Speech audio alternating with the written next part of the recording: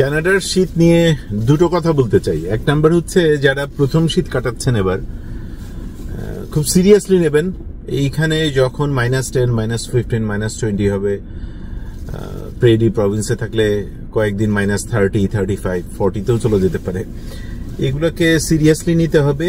Proper winter gears is a must.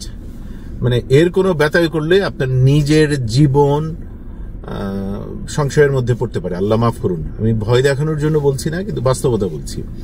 -20, 25-এ আপনি যদি proper gloves না পরে 30-40 মিনিট বাইরে থাকেন, তাহলে আপনার ফ্রস্টবাইট হয়ে যেতে পারে।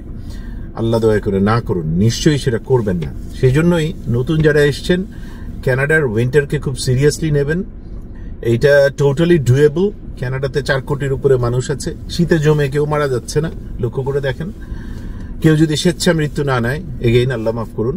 আপনি প্রপার উইন্টার গিয়ার পরবেন, আপনি -20, 25 অনুযায়ী জ্যাকেটস পরবেন, আপনি থার্মাল পরবেন ভেতরে, মানে আপনার জিন্সের নিচে, উপরে থার্মাল শার্ট পরবেন, সাথে একটা প্রপার উইন্টার জ্যাকেট পরলে ইউর গুড। একটা উইন্টার বুটস, সক্সটা, মোজা ঠিক মতো একদম উইন্টার মোজা, গ্লাভস একেবারে উইন্টার গ্রেডেড গ্লাভস, এবং টুক মানে কানটুপি। এখানে তো সিজন অনুযায়ী, ফলের জন্য একটা, উইন্টারের জন্য একটা, উইন্টারে হালকা শীত, বেশি শীত। মার্স কানাডা কিংবা এই জাতীয় যত প্রতিষ্ঠান আছে এগুলোতে গেলেই আপনি একদম সব গ্রেডেড ভালো জিনিস পাবেন, কস্টকোতে পাবেন।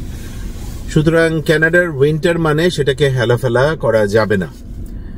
আর 2 নাম্বার হচ্ছে ঠিক উইন্টার গিয়ার্স পরে উইন্টারটাকে এনজয় করুন, কারণ এর কোনো বিকল্প নাই আপনার হাতে। এখানে উইন্টারের সবকিছু চারদিকে শুভ্র সাদা, সেটারও একটা অন্যরকম সৌন্দর্য আছে।